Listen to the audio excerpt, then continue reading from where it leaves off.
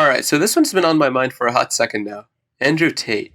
Andrew Tate is currently the new hotness when it comes to the big ol' alpha Sigma male phenomenon.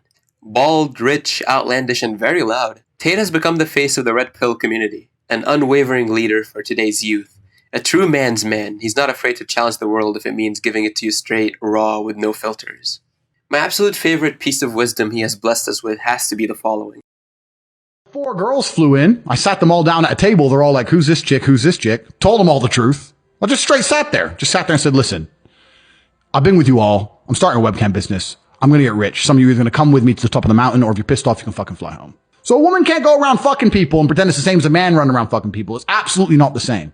A man can only cheat if he loves someone else. If I have a woman who I truly love, and I go out and fuck, and I come back to her, and I don't care about her, and I only love my girl, that's not cheating. That's exercise.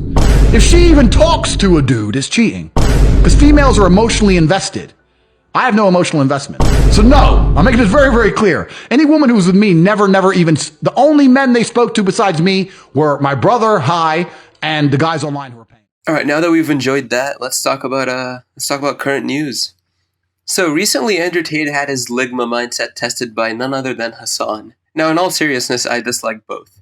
Hassan had more garbage takes than I care to count, and Andrew Tate is actually insufferable to listen to if you're not just going for a quick laugh. Regardless, they had a conversation that honestly reveals a lot about modern day society and utterly shatters the fake notion that these red-pilled morons like to parade around as this higher and enlightened way of thinking. I'll be linking the full conversation in the description, but for the purposes of this video, I'll be editing it down severely, and only tackling the points I find important. The assumption that women are going to be like hysterical across the board, that kind of generalization, is just incorrect. And that's why, Andrew, I've seen some of your work as you're doing the rounds on Twitch here. And a lot of the things that you said that you've been called out on, specifically in regards to like women driving, as a matter of fact, are just generally untrue. No empirical evidence to back up those claims, which is why you resort to anecdotes quite frequently and say things like, oh, well, it's just common sense, right? But it's not technically common sense. It's just your personal opinion. Completely. It's my personal opinion based on my personal biases of my life experience. Now, when I say these, exactly. And when I say these things, X amount of people agree with me and X amount of people disagree with me.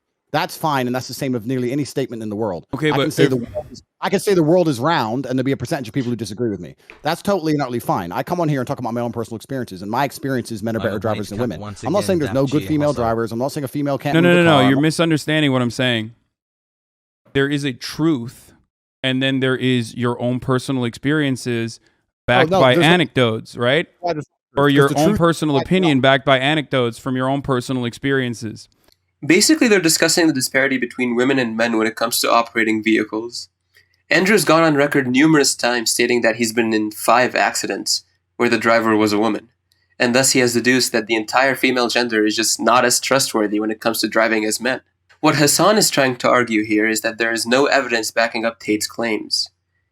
Now, I have a bunch of thoughts regarding this one exchange alone, but let me play up another part of the video real quick before I break down what I find to be extremely interesting here. Now, your own personal experiences are oftentimes going to be incorrect and not close to the reality. That's why there's an entire field of statistical analysis. That's why we do empirical. That's why we rely on empirical evidence when we're making decisions. Why? Because we all carry a bunch of personal biases, and when we analyze situations, we do not have enough scope to grasp the entirety of the situation. We cannot comprehend it with our human brains.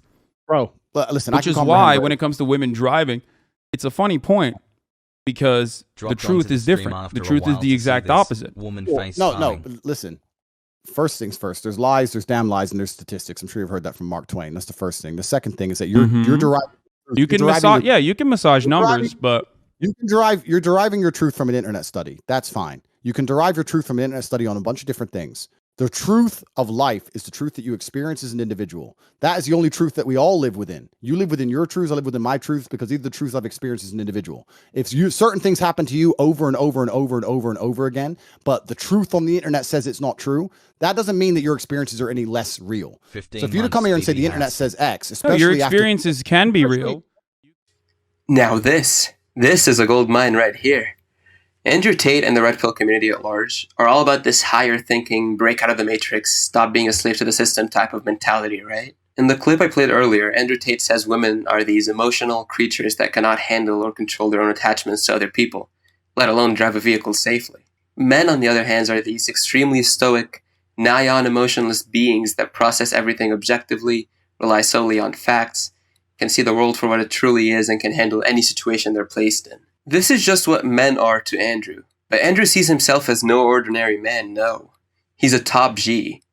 So you'd think he'd be able to see the world objectively on a level that we just can't comprehend. But no.